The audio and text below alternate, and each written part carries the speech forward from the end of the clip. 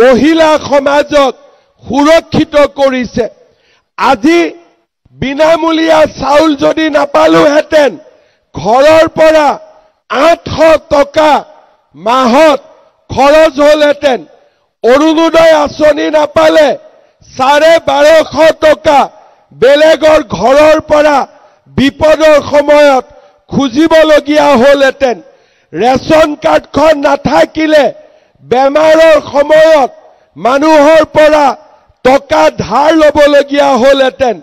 কলেজত এডমিশ্যনৰ পইচা মোৰ স্বামীয়ে কাৰোবাৰ পৰা সুদত ধাৰ কৰি ল'বলগীয়া হ'লহেঁতেন। আৰু নিযুত মইনা আঁচনি নাথাকিলে হাজাৰ হাজাৰ ছোৱালীয়ে আধাতে পঢ়া শেষ কৰিবলগীয়া হ'লহেঁতেন। আজি স্বাধীনতাৰ পিছত অসমত এইখনেই প্ৰথম চৰকাৰ যিখন চৰকাৰে মহিলাসকলৰ উন্নতিৰ বাবে এটাৰ পিছত এটাকৈ কাম কৰি গৈ আছে।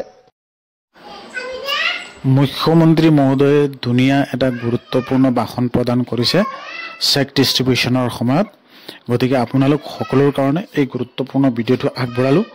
আপোনালোকে চালে কেনেকৈ লাগিছে আজি মুখ্যমন্ত্ৰী মহোদয় এই গুৰুত্বপূৰ্ণ ঘোষণা কৰাৰ যিখিনি খবৰ আপোনালোকে পাইছে সেইকাৰণে এই ভিডিঅ'টো প্ৰস্তুত কৰিছোঁ। ভিডিঅ'ৰ তলত কমেণ্ট কৰি জনাব। ধন্যবাদ। নতুন এটা ভিডিঅ'ত লগ পাম।